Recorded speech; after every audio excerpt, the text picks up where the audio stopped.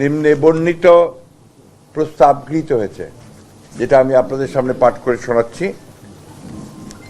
গতকাল সন্ধ্যায় ইনকিলাব মঞ্চের মুখপাত্র শরীফ উসমান হাদি সিঙ্গাপুরে চিকিৎসাধীন অবস্থায় শাহাদাত বরণ করেছেন। ইন্না লিল্লাহি ওয়া ইন্না ইলাইহি রাজিউন। কাপুরুষোচিত এই হত্যাকাণ্ডের আমরা তীব্র ঘৃণা ও নিন্দা জানাচ্ছি।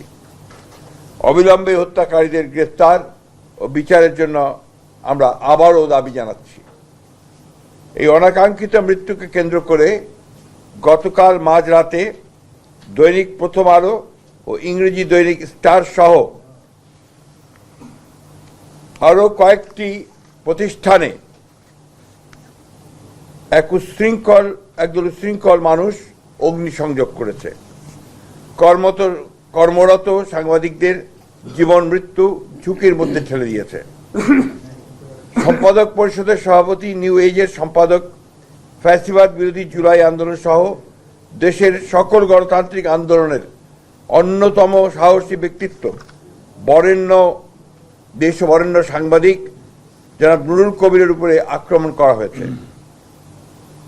ছায়ানট সহ আরও কয়েকটি সাংস্কৃতিক প্রতিষ্ঠানে হামলা করা হয়েছে এবং আজ উদীচীতেও হামলা করা হয়েছে এবং অগ্নিসংযোগ করা হয়েছে।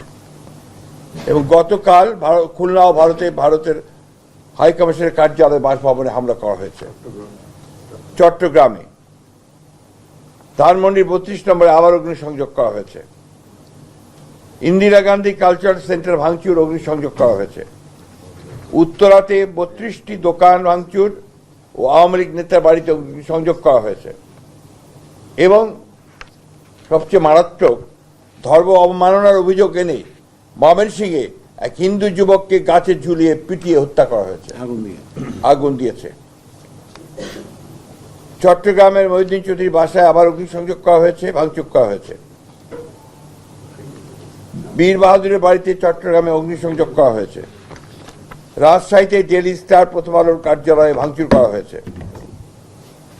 আমি নিউ এজের সম্পাদক নুরুল কবিরের কথা আগেই বলেছি। আমরা এই ঘটনাবলীর তীব্র নিন্দা জানাচ্ছি ও ঘৃণা প্রকাশ করছি। যে ঘটনা প্রমাণ করে এই পুরনো চিহ্নিত মহল দেশকে পরিকল্পিতভাবে নৈরাজ্যের পথে ধাবিত করতে চায়। অনেক রক্তের বিনিময়ে অর্জিত আমাদের ভোটাধিকার তথা গণতান্ত্রিক অধিকারকে তারা নস্যাৎ করে দিয়ে দেশে ফ্যাসিবাদের একটি নতুন সংস্করণ তৈরি করতে চাচ্ছে। সরকারের নাকের ডগাতেই তারা এই তৎপরতা চালিয়ে যাচ্ছে। জনগণ মনে করছে যে সরকারের ভূমিকা সন্তোষজনক নয়, ফলে দেশ বিদেশে সরকার তথা দেশের ভাবমূর্তি ক্ষুণ্ণ হয়ে চলেছে। ইতিমধ্যে এই হত্যাকাণ্ডের প্রতিবাদে দেশের সকল রাজনৈতিক দল প্রতিবাদ করেছে এবং হত্যাকারীদের বিচারের দাবি জানিয়েছে। হত্যাকারীদের গ্রেফতার করে বিচারের আওতায় আনতে সরকারের প্রতি চাপ সৃষ্টি করে চলেছে। এরূপ পরিস্থিতিতে এই ধরনের ন্যাক্কারজনক হামলার আমরা জাতীয় সংসদ নির্বাচন তথা গণতান্ত্রিক উত্তরণের প্রক্রিয়াকে অনিশ্চিত করার ষড়যন্ত্র বলেই আমরা মনে করছি।